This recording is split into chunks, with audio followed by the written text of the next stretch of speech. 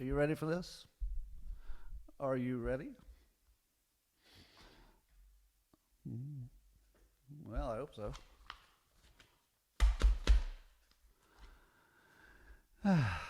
Good morning, everybody, and welcome to Coffee with Scott Adams, the best thing that ever happened to you. But if you'd like to take it up to levels that nobody could even understand with their tiny, shiny human brains, all you need for that would be a cup or a mug or a glass, a tankard, chalice, or stein, a canteen, jug or flask, a vessel of any kind. Fill it with your favorite liquid. I like coffee. And join me now for the unparalleled pleasure, the dopamine hit of the day, the thing that makes everything better. It's called the simultaneous sip. It happens now. Go.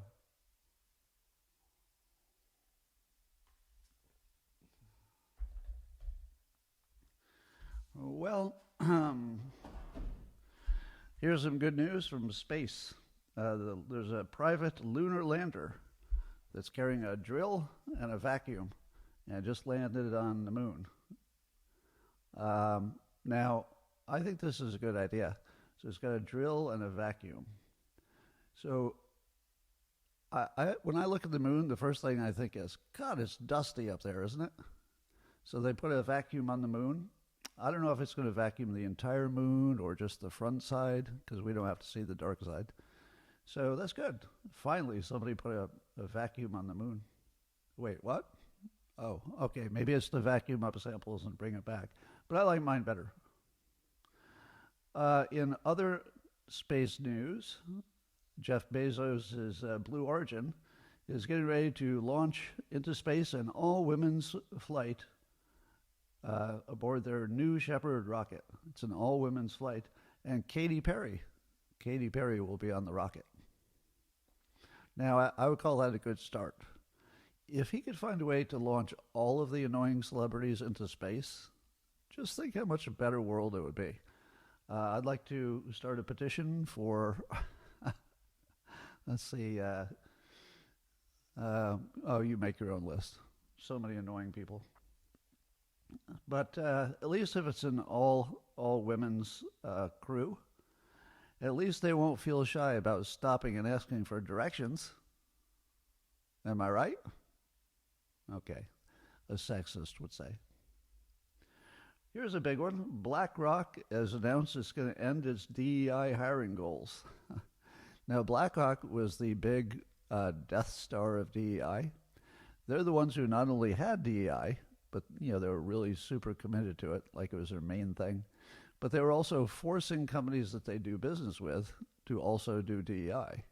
So this is not an ordinary company.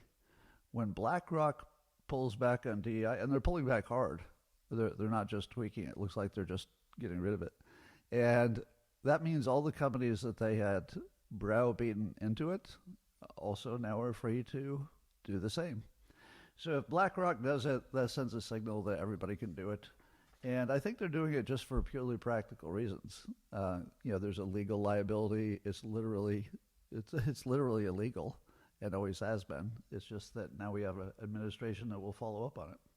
So I expect the rest of the dominoes to fall pretty quickly. Meanwhile, over at Citigroup, according to Zero Hedge, Citigroup accidentally credited $81 trillion to an account that should have been $280. But they caught it before the person got to the ATM and withdrew the 81 trillion. No, they couldn't have withdrawn 81 trillion. Now, if you're worried that they could have somehow, used that money or moved it around, not much of it, because any large transfers are looked at pretty carefully. So it's not like the person with the account could have just said, hey, I'll just take $1 billion. I think they would have noticed right away, especially if they were dealing with numbers like $280. You'd notice that. But in related news, Vladimir Zelensky has moved all of his personal accounts to Citigroup, just in case. Yeah, you never know. You might get that 81 trillion and you'd have something to spend it on. No, I made that up. That's not true. Meanwhile, the House GOP is moving to remove a giant Black Lives Matter mural that I think it's on the street. I'm not sure. from Washington, D.C. Plaza. So this raises some questions. If they remove the Black Lives Matter mural, how will I know if they matter? Because I need written instructions on this stuff. It's so confusing. Wait, they're human beings. Do they matter? I'd better go read the street. Oh, there it is. There's the directions right in the street. Okay, they matter. But if they take that off, people like me will be like, I don't know. I don't know. It's a little ambiguous. Without any written instructions, what will I do? What you will do is treat everybody as a human being and an individual. Anything else is DEI. Meanwhile, Trump says he plans to add a ballroom to the White House. He wants to add a big old ballroom. Well, as you know, the White House under Biden had all the ballroom it needed because Biden had tiny balls. So you don't need much space. But Trump has gigantic balls, and so they're going to need a whole new structure just to hold his balls. So he'll be building his own ballroom. Yeah, true. Trump is going to pardon Major League Baseball Pete Rose, who didn't get into the Hall of Fame because he was caught betting on baseball. Now, as Trump explains, he only bet on his team to win, which is the least bad version of betting on your own sport. But it's still not good. And Trump acknowledges that. That's not good. But he was one of the best baseball players of all time. And he made, one mistake, which he probably did a number of times, but it was basically one thing. And obviously the fact that he only bet on his team winning suggests that it was more just for fun. And, so I don't think he had much inside information that others didn't, but maybe he did. So if he did, or there's a presumption that he did, I can see why that'd be banned. Here's what I like about this story. I like the fact that Trump has a unbroken record of forgiving people for bad behavior. Now, you might say that's the opposite of good for a president, but I don't. Because what it signals to me is he's not going to judge you if you were generally a good person, but you made a mistake. That's kind of the standard I like. Now, did he pay for it? Yes. Yes, he paid dearly for his mistake because he's already dead. So he died not being in the Hall of Fame. And it was a big problem. So you'll see this over and over. Trump will say, okay, if you did this one thing, whatever that one thing is, but you're generally a good person, how about a pardon? I just love that. Just sort of as a general way to approach the world. Do you remember that story about the alleged FBI honeypot? And the way it got reported was that Comey had some off-the-books honeypot that was an attractive woman, and some people said that she was there to sleep with members of the Trump administration in the first term and to try to get their secrets through their sexual means. Kash Patel just said, nope, nothing like that happened. There were no FBI agents who tried to sleep with anybody. There was a woman who seems to have been the one assigned to this. So it's not good behavior because it looks like Comey did tell her to go find out some secrets. But Kash is fully backing her and says, nope, absolutely not a honeypot. So he said that on X. And here's my question. I told you that honeypot didn't mean sleeping with. It could have been more like the O'Keefe undercover videos where somebody goes on a date and just sort of suggests that, if things went well, we could be dating. So, did she do that? Probably not. Probably not. But, here's my question. If you introduce, I'd love to know what she looks like, and obviously we won't know that for privacy reasons. But if we did find out what she looked like, and she was young and attractive, does she need to be a honeypot for horny, lonely men to give up all their secrets? So it's good to know that she wasn't giving out sex for, the job. Okay, I like that. But if she was attractive and female, and that's part of the reason she was chosen, because people are going to open up to the attractive women a lot more than they are to somebody else. So there might be a little bit of a fuzzy line there. But I would agree, I'm going to agree with Cash, which is a big deal because he went against the president. So the president made this claim, and Cash said, looked into it, absolutely false. Now, do you like Cash more? I do. I like Cash more because he was completely transparent about that, and he backed his employees. So Cash gets an A+ for that. President Trump is bragging that the border crisis is basically over. So February was the lowest number of crossings. Now, here's the big deal about that. The number of border crossings was literally an existential threat to the country. And he just fixed it.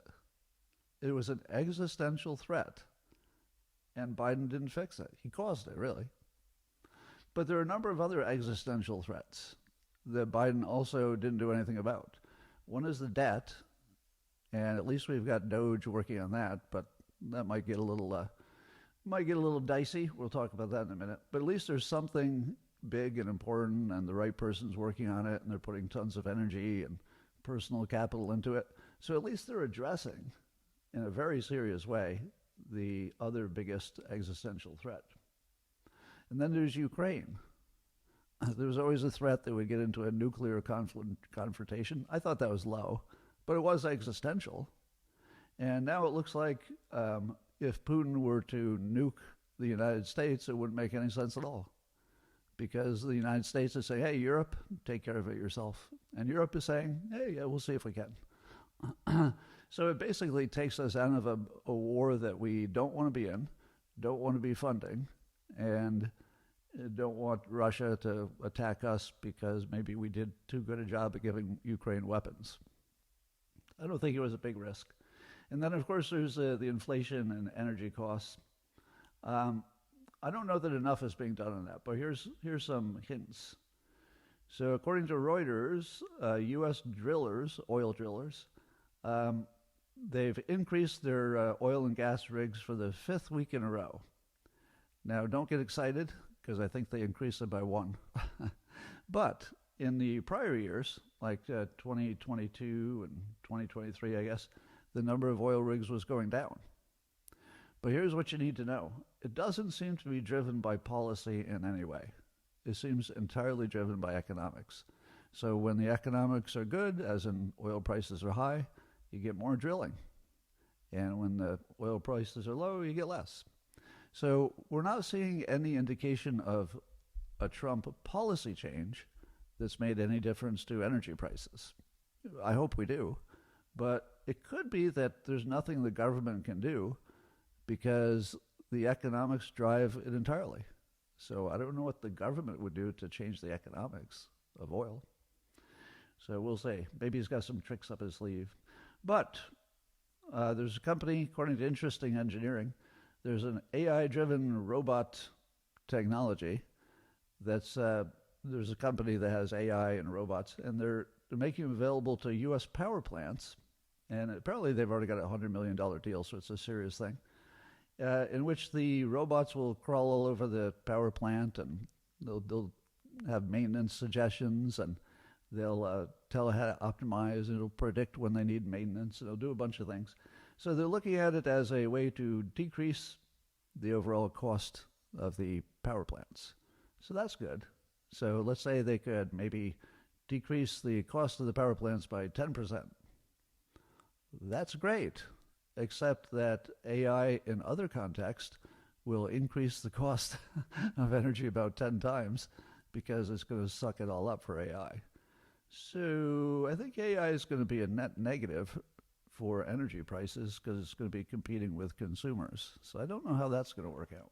So I would say that Trump does not have, as far as I can tell, I don't see Trump having any kind of plan for energy that would lower the cost. And maybe there is none.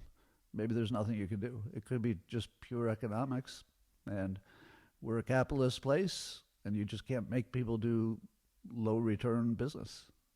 They're going to do what they're going to do. All right, here's the funniest thing that happened. Now, I don't know if this story is true, so fact check me on this. Because if it's not true, it's still so funny I'm going to report it. But allegedly, Trump signed an executive order that said that Zelensky is officially spelled with only one Y. Remember I was complaining yesterday that Zelensky, there's at least 3 different spellings I've seen. There's 2 Y's on the end or one, there's an I in the middle or an E, and it was driving me crazy. So if it's true that Trump did an executive order redefining Zelensky's name, that's just about the funniest thing he's ever done. Because it puts Zelensky in his place where now it's Gulf of America, Mexico. There's nothing you can do about it. No, we're going to call you Zelensky with one Y, and there's nothing you can do about it. We didn't consult you. It's an executive order. That's your name now. Now, that is just pure funny. If you don't understand that as hilarious, you probably have serious TDS. That is just flat out hilarious. If it's true. If it's not true, it's also hilarious. So I don't care if it's true. So one of the reasons that we know that Zelensky rejected, I'll say rejected, or gotten a little tiff with J.D. Vance and Trump in the White House is apparently Democrats had this breakfast with Zelensky. And according to Senator Chris Murphy, who's a Democrat and one of the worst people in the world, as far as I can tell, he actually said this. So this is right from Murphy. So this is from a U.S. senator. And he said, a Democrat, said, just finished a meeting with President Zelensky here in Washington. He confirmed that the Ukrainian people will not support a fake peace agreement where Putin gets everything he wants and there are no security arrangements for Ukraine. And that was posted just before, or maybe just during the meeting with Zelensky. Now, have I ever mentioned that Democrats are bad at giving advice? So this is what I imagine what the advice sounded like. I wasn't there, but it's like, all right, Zelensky, go in there and sabotage Trump in front of the world. That'll get you a better deal. And don't wear a suit. Like, I just imagine that was the advice. Now, I've heard it said that Zelensky said he wouldn't wear a suit until the war was over. Well, smarten up, idiot. If you're going to try to get something major out of Trump, you better wear a frickin' suit. And that should be your exception. You should say, no, this is important to the future of Ukraine. I'm not going to get this wrong. I'm not going to insult my host. This is really, really important. Do you think a Republican would have ever given that advice? Now, the real problem is, why did he accept it in the first place? Like, what was going on that he thought it was a good idea, and then one breakfast with Democrats turned it into a bad idea? I don't know. But Lindsey Graham, as you know, is completely lost, so he's just totally done with Ukraine. And you could argue that it's too little too late because he was big on Ukraine. But I don't mind when people adjust. I don't mind when they correct course. So I'm more likely to judge him by the course correction than from the being, you could argue, not so right before.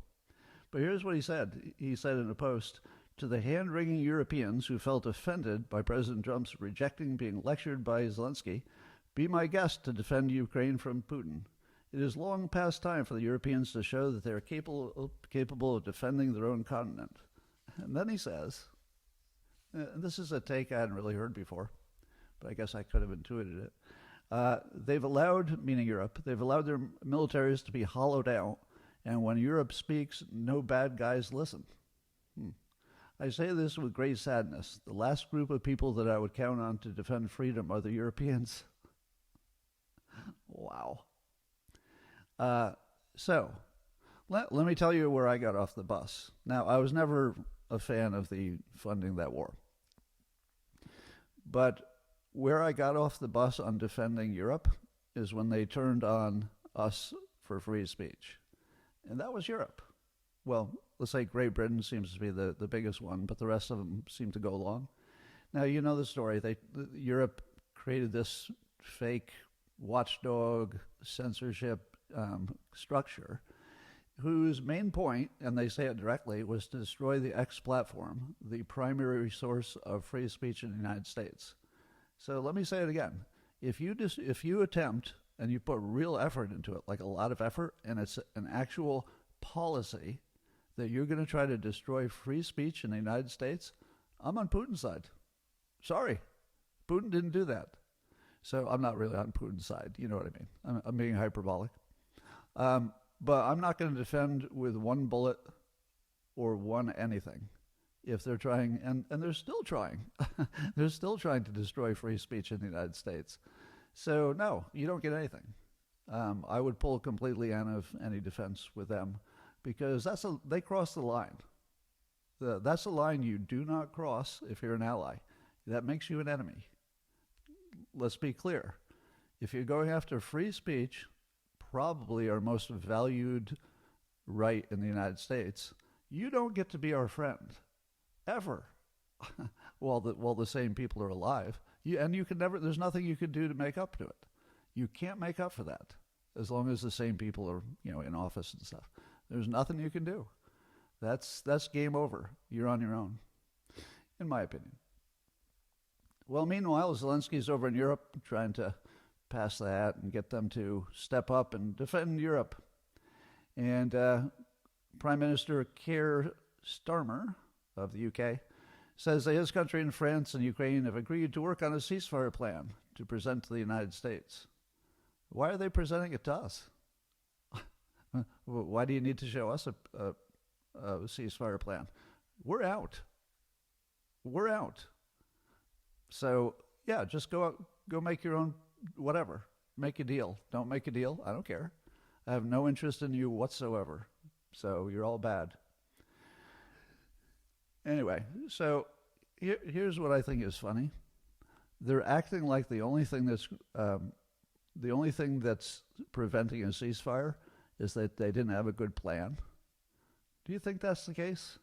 If we just had a better plan, if the UK and France worked together with Ukraine and we came up with a plan, then there'd be a ceasefire. I don't think it's a problem of the plan. I think it goes a little deeper than that, but we'll see. Meanwhile, Norway has this big company that's a major marine fuel provider, and the U.S. uses them for a lot of their refueling in that part of the world. But the big company called Haltbeck Bunkers, they decided they won't sell fuel to U.S. naval vessels. So they don't want protection? Because aren't they better off if fully fueled American naval ships are sort of in the area? Is this the dumbest thing you've ever heard? So they're gonna vastly decrease their profits and make their own country less safe because they didn't like what somebody said to Zelensky in a meeting. That's the dumbest thing I've heard since sending Katy Perry into space. Anyway, so I saw a video. Elon Musk was boosting this, so I don't know when it happened. This might have been an older video, but it was Tulsi Gabbard doing a little video just with her phone, and she was talking about how Zelensky is a dictator. And her evidence was he's taken assets from his critics. He took over, a TV station, the main TV station, and he canceled elections. And that sounds pretty dictator-like, yeah. And she says it might be a precedent if Ukraine can do it through martial law and just say, oh, it's a war, so democracy's over. Doesn't that allow the United States to do it at some point? Like, not in this administration, but in another administration. Don't you think that somebody's going to say, well, Ukraine got away with it, so we're sort of at war a little bit. It's in Europe, but it's sort of us. So maybe we need some anyway. So that could be a problem. I guess Moscow has asked the United States to reopen U.S. airspace to Russian aircraft. I didn't realize that we had blocked direct flights. Imagine what a pain in the ass that was to Russian diplomats who had to take a connecting flight to get to the United States. It must have been just such a pain in the ass. So I assume this is more for the diplomats. I don't know if this is going to happen, but they've requested it.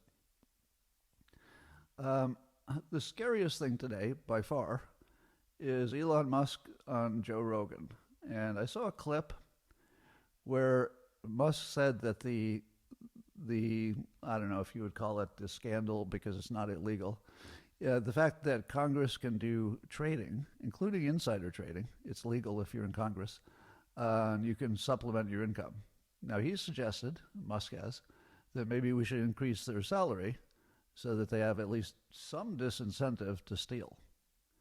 But I don't know if you could increase it enough, because the amount that they're stealing is generational wealth. You know, it'd be great if they could afford to pay for school and, you know, a nice place to live for their family. I think that's appropriate. So I do think they're underpaid by quite a bit. But I don't know if you could stop corruption by just making sure they could pay for their, you know, their kids' private school. But then he goes on. He said the real problem is more than insider trading, the real corruption. And then, of course, Joe wanted to know, what are you talking about? And then Musk completely locked up. And he said, they will kill me if I push too hard on this. That means that Musk does know with certainty how the bad guys are stealing massive amounts of money, and he believes that if he outed them, they would literally kill him. Now, he wasn't joking. It wasn't hyperbole. He said he literally thinks that if he outs these powerful people, that he would be killed. Do you think that's going too far? I don't. I don't think it's going too far. And apparently Tim Burchett, you know, in Congress, he's a Republican. He had said in a video a while ago that if anybody ever leaked where the money goes in the Pentagon, because they fail all the audits, they never passed an audit, so we don't know where the money goes. He said if anybody leaked where the money goes, they'd be murdered.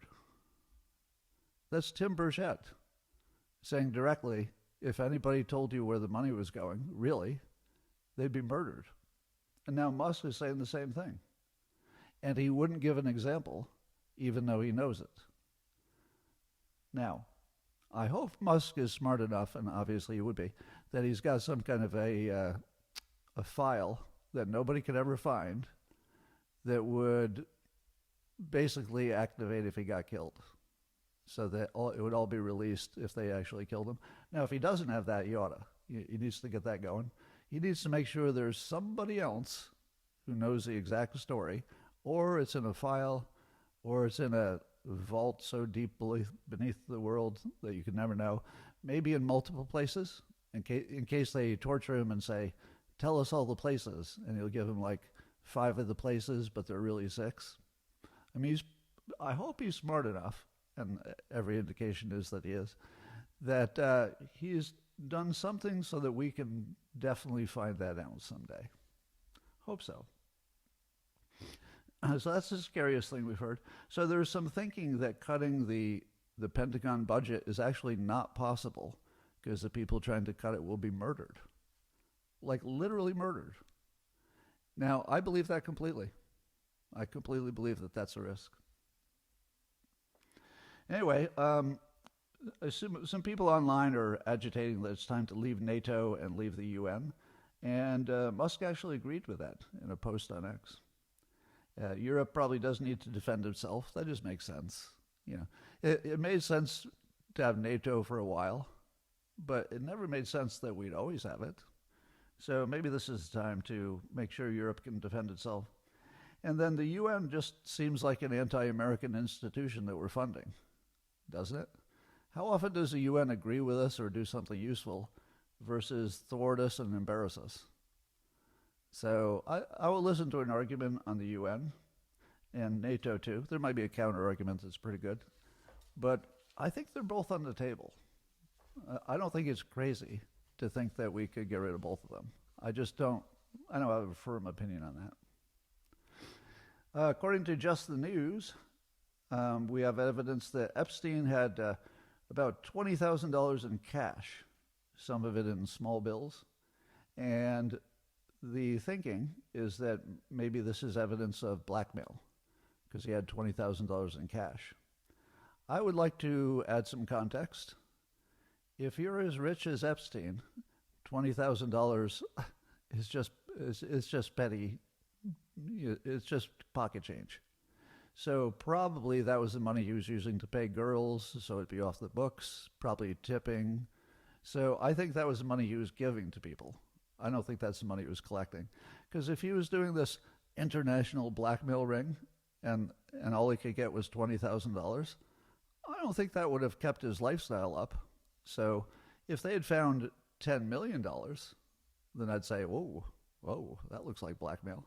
But if you find 20,000, it seems far more likely that that's related to what he's spending than what he's collecting.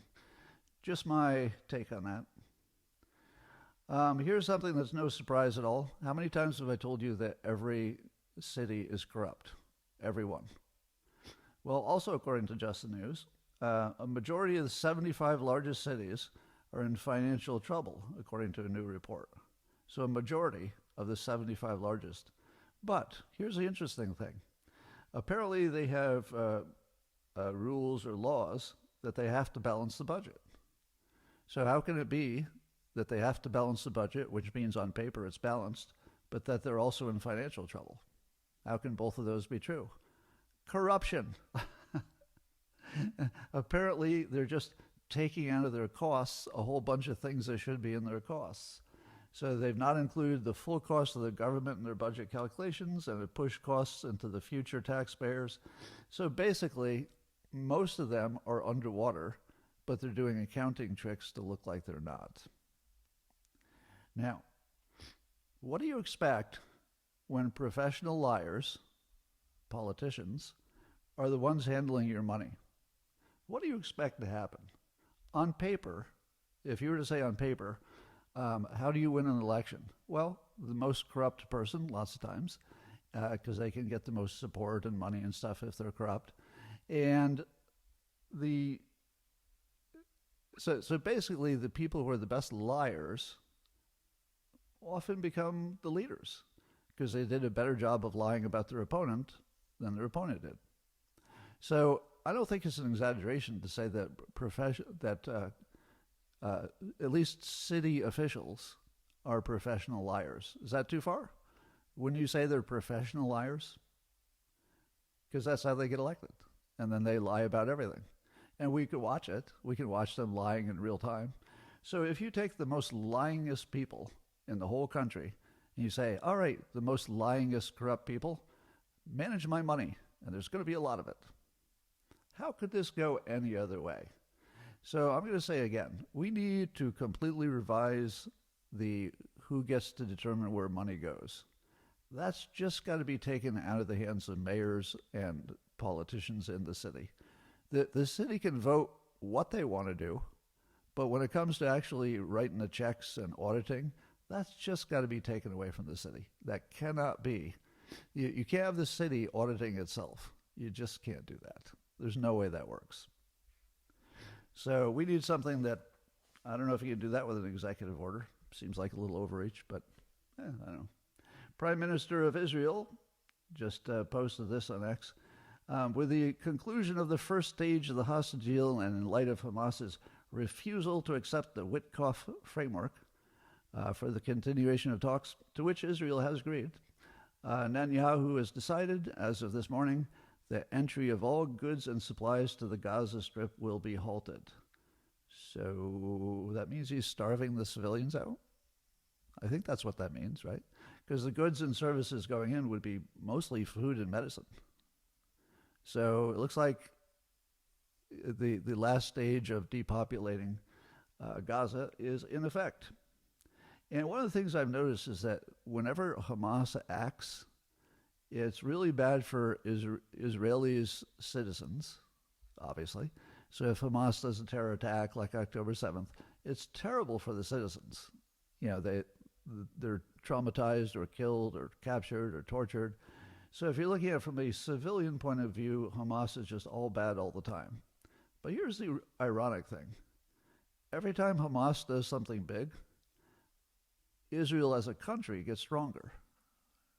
because it works to their narrative, and then they can capture more land. It's not the first time that it's allowed them to just control territory that they wouldn't naturally control. So Hamas has this weird kind of thing going on, which is the more they attack individuals that are Israelis, the stronger Israel as a nation gets. And it's very consistent, and this will be another example. So it does look like, my guess is that they'll get rid of all the civilians. Presumably, they'll say, if you leave, you can get food and medicine, I assume. But if you stay, the big bombs, the bunker busters, are the next phase. I think they're going to have to bunker bust the tunnels before they can do anything serious. And I think at this point, they might bunker bust them with the hostages in them, because they're just running out of options. So all the options are horrific. So I'm not saying I'm in favor of it, because it's all horrific. I'm just predicting where it's going. And I think Hamas has created the situation where Israel just has a free pass. All right. So that's all I've got for now. And since I usually stay and talk to the locals people privately, but we're only doing locals right now, I think this broadcast will be put on the other, it'll be uploaded to the other platforms a little bit later today. So I think that's all I need to say for now. How'd you like the show?